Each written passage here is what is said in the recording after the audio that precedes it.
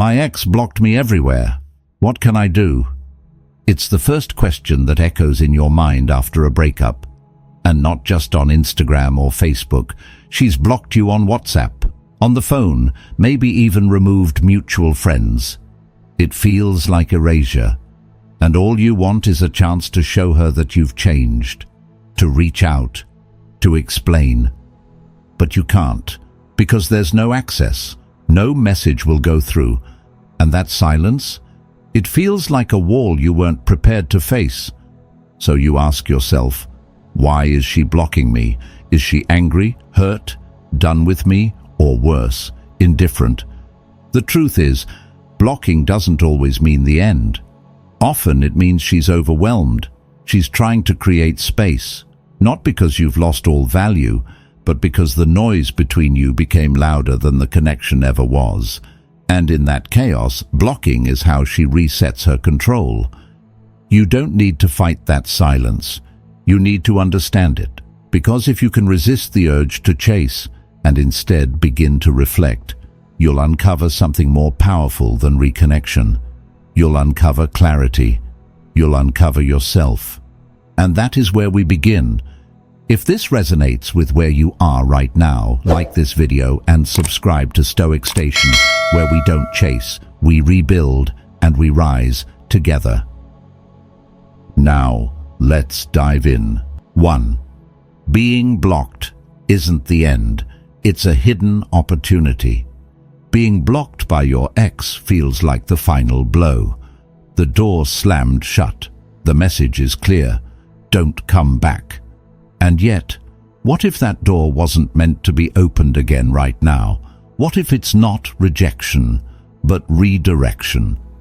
Maybe it is the best situation for you to be blocked, because you will never do mistake. It stops the cycle. It forces you out of the loop of sending another message, explaining one more thing, pouring out just one more piece of your heart. It protects you from your own instincts, from making emotional moves you'd later regret. You're spared from the humiliation of chasing someone who isn't ready to see your value.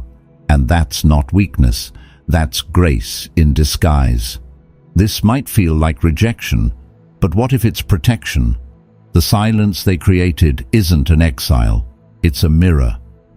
A pause long enough for you to stop trying to fix what's broken and instead begin fixing what's been forgotten, yourself.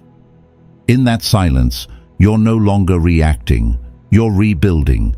You're no longer proving, you're becoming. Let this truth hit you. Sometimes life removes your access not to punish you, but to protect your power. When you stop texting, when you stop chasing, when you allow the distance to work for you instead of against you, you begin to see things clearly. You begin to feel yourself again. And from that stillness, a stronger, wiser, more grounded version of you begins to emerge. You're forced into silence, and in that stillness, a new version of you is born. The one who doesn't chase, the one who transforms, the one she'll remember, not because you reached out, but because you didn't have to. 2. You can't prove change by talking about it. There's a deep temptation after a breakup to explain yourself, to write the message, to clarify your intentions, to make them see that you're not the same person anymore, especially when you've grown, especially when you know you messed up and you want them to see that you've changed. But here's the truth. You can't talk your way into redemption. You have to live your way into it. You cannot show them you've changed by telling them you need to live it. Change isn't a sentence you speak. It's a season you endure. It's what you do when no one is watching. It's the discipline to get out of bed and go to the gym when motivation is gone. It's the choice to pick up a book instead of your phone. It's the moment you choose self-respect over reaction when you see her picture with someone new. The more you try to explain or convince, the more they pull away. Because every time you reach out to say, "I've changed," what they hear is, "I still need your validation." That's not growth. That's performance. Here's the shift. Stop performing for their approval. Start evolving for your own freedom. Let's say she's blocked you. No texts, no stories, no access. That doesn't mean she's gone. In many cases, she's watching, through her friend's phone, through a fake profile, through silent curiosity. She's not asking, "Are you okay?" But she's wondering. That's why your life must speak for you. But don't post for her. Don't craft captions to provoke emotion. Don't wear your healing like a costume. Post because you're proud of who you're becoming. Go silent because peace feels better than attention. Let your new rhythm, your presence, your energy, your maturity be the proof. Real growth doesn't beg to be seen. It's impossible to ignore. Because when she looks again, and she will, she won't find the man who chased her down with explanations. She'll find a man who outgrew the need to be understood. And that, more than anything, is the kind of change that can't be denied. 3. Emotional control and silence are your new power. There's a moment after being blocked that feels unbearable. Your mind races, your heart pounds, and every instinct screams for action. Just send one more message. Explain yourself. Make her see the real you. But emotional control begins the second you don't obey that impulse.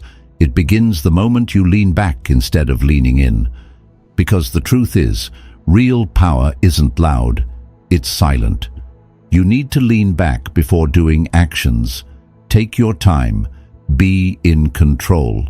Silence isn't passivity, it's strategy. And more than that, it's identity. When you choose not to react, you redefine who you are. You're no longer the man who needs permission to feel whole. You become the man who creates his own peace, even in chaos.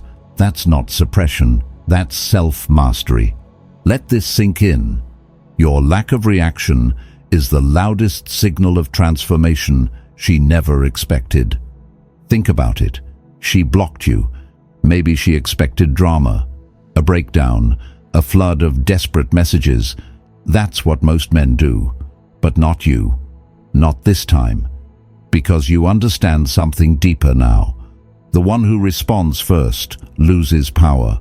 The one who stays centered owns it. I once coached a man whose ex ghosted and blocked him after a long emotional argument. Every night he stared at his screen, fingers trembling over the send button, but he never hit it. Instead, he hit the gym. He started meditating. He finally opened that business plan he'd been sitting on for 2 years. 3 weeks later, she messaged him through a mutual friend. "You feel different. What changed?" The answer was simple. He didn't chase. He channeled. You don't owe her a response. You owe yourself a comeback. So don't use this time to rehearse your next apology. Use it to sharpen your habits, your boundaries, your body, your mind.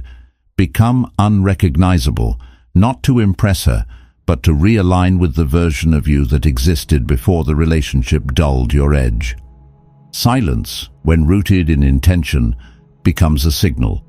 A man who doesn't need to prove anything is a man who's becoming everything. Emotional control doesn't mean you don't feel. It means you've stopped letting emotions dictate your worth or your next move. Let the world misread your silence if they must. Let her wonder why the chaos she expected never arrived. Because while others are reacting, you're rebuilding, quietly, stronger, unshakable. And when you return, not to her, but to yourself, it won't be with desperation. It will be with power. 4. The power of reattraction. There's a quiet truth most men overlook when trying to win her back. She doesn't come back because of your apology. She comes back because of your energy. Women aren't drawn to the words you say. They're drawn to the man you've become. No woman wants to return to a man drowning in guilt. She returns to the one who laughs again, who shines, who carries peace. After the breakup, many men go into survival mode. They think if they can just explain things better, if they're remorseful enough, if they show her how broken they are without her, Maybe she'll reconsider. But that kind of energy repels. No one wants to come back to someone who's emotionally unraveling. I remember working with a client named Marcus. After his girlfriend left him, he was crushed. He begged, pleaded, sent long messages explaining how much he'd changed. She didn't reply. One day he stopped. He decided to stop chasing and started focusing on his health, his career, his confidence. He didn't do it to impress her. He did it because he realized he had lost himself in the relationship. 3 months later, she bumped into him at a cafe. She said, "You seem lighter, happier." That wasn't an accident. That was reattraction at work. Attraction isn't reignited through apology. It's sparked by evolution. Reattraction happens when you stop trying to prove your worth and start living like you finally remembered it. You become magnetic, not because you're asking for love, but because you're living in a way that shows you've reclaimed your power. When the time comes, if you do reconnect, don't talk about the past. Don't unpack old wounds or demand closure. Let your presence speak for itself. Flirt lightly, smile easily, carry joy. Show her that you've built a new rhythm in your life, one where you're no longer waiting for her approval to feel whole. Let her feel the difference between the man you were and the man you are now. And if she does come back, it won't be because she missed who you used to be. It'll be because she's curious about the man you've become. That version of you, the one who radiates calm, who brings humor and lightness into a room, who doesn't force connection but effortlessly draws people in, is the version she thought she lost, and maybe never really knew. That difference? That's what draws her back. Not your apologies, not your sorrow, but the undeniable presence of a man who grew through pain, not because of her, but in spite of her absence. 5. Human psychology and the power shift. There's a fundamental law in human behavior that often goes unnoticed during heartbreak. People fear losing what they think they own. Robert Cialdini, in his book Persuasion, explains this phenomenon clearly. When someone feels they've secured your attention, your presence, your emotional investment, they stop valuing it. Not because they're cruel, but because they feel in control. The moment they sense they can predict you, they no longer feel the need to pursue you. But here's the shift. The moment you stop chasing is the moment she realizes she no longer owns your attention. That moment can be subtle. It's not when you post something dramatic. It's not when you try to make her jealous. It's when the silence stretches longer than expected. It's when you stop replying, stop reaching out, stop reacting. She doesn't hear from you for days, not because you're playing a game, but because your focus has shifted inward. That shift, though quiet, is deeply unsettling to her. Not because you're punishing her, but because she can no longer read you. You become the unknown. You break her emotional pattern. She used to know your every move. When she'd pull back, you'd step forward. When she'd ignore you, you'd write long texts trying to make sense of it. When she blocked you, she expected a storm of emotions in return. That rhythm gave her control. But now, you're unpredictable. And in human psychology, what we can't predict, we can't control. And what we can't control often becomes strangely compelling. I worked with a man named Daniel. After being blocked by his ex, he didn't fight it. He didn't chase. He disappeared, not in bitterness, but in focus. He started running every morning, picked up boxing, reconnected with old friends, and poured himself into a project he had shelved for years. Weeks passed. Then she texted him from a different number. "Hey, I don't know why, but I've been thinking about you a lot." That's not an accident. That's the power shift in action. The mystery of your silence creates tension in her mind. Where once there was certainty, now there's curiosity. Where once she expected a version of you she could control, she's met with someone who's grown beyond that dynamic, and in attraction, mystery is magnetic. When she no longer knows how to provoke you, how to get a reaction, how to feel your presence even from a distance, that's when she feels your absence most. And it's in that space, that unfamiliar silence, where her emotions begin to stir in ways they haven't in a long time. Not because of anything you said, but because of what you didn't. Summary. Now that you've made it through this journey, through silence, emotional discipline, and rediscovering your own center, it's time to bring it all together. This isn't just about surviving being blocked. It's about what that silence taught you and who you became inside of it. From the beginning, we challenged the idea that being blocked is the end. We reframed it as a hidden opportunity, a moment that forced you to stop chasing and start evolving. You learned that you don't prove change through speeches, texts, or emotional outbursts. You prove it through consistent, grounded action. You discovered that silence, far from being weakness, is a position of strength, a signal that you're no longer controlled by emotional chaos, but led by intentional growth. You began to understand that attraction doesn't return through guilt, but through energy, through the lightness, joy, and confidence of a man who is no longer performing to be accepted, but living fully to honor himself. Then came the shift, the one she never expected. You stopped being predictable. You disrupted the pattern. And in doing so, you became something she couldn't explain, couldn't categorize, and couldn't ignore. You turned the tables, not by playing games, but by mastering yourself. So now what? Now, you stop waiting. You stop watching her page, checking who views your stories, or wondering what she thinks.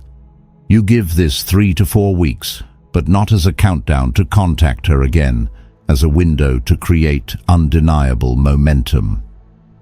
You go deeper into the life you've started to reclaim. You double down on discipline, focus, clarity. You live, not to be seen, but because you finally see yourself again. And if she looks back, and chances are she will, what she sees won't be the man she left. She won't find desperation. She won't find need. She'll find a man who no longer seeks closure, because he became it. That's your power, and no one can block that. Some endings aren't meant to be rewritten. They're meant to be outgrown. If you've walked this path with clarity, discipline, and silence, then you've already reclaimed the most important thing, yourself. You're no longer waiting to be chosen. You've made the boldest move of all. You chose you. And in doing so, you've become the kind of man who doesn't beg for love. He becomes love, who doesn't chase validation. He builds value. And the most powerful part, she might look back, but this time, you won't be standing where she left you. You'll be far ahead, grounded, quiet, unstoppable. If this message stirred something in you, if it reminded you of your worth, or gave you the strength to stop chasing and start becoming, then like this video and subscribe to Stoic Station. Because it's not about her anymore. It's about you, rising into the man you were always meant to be, and we'll be right here with you every step of the way.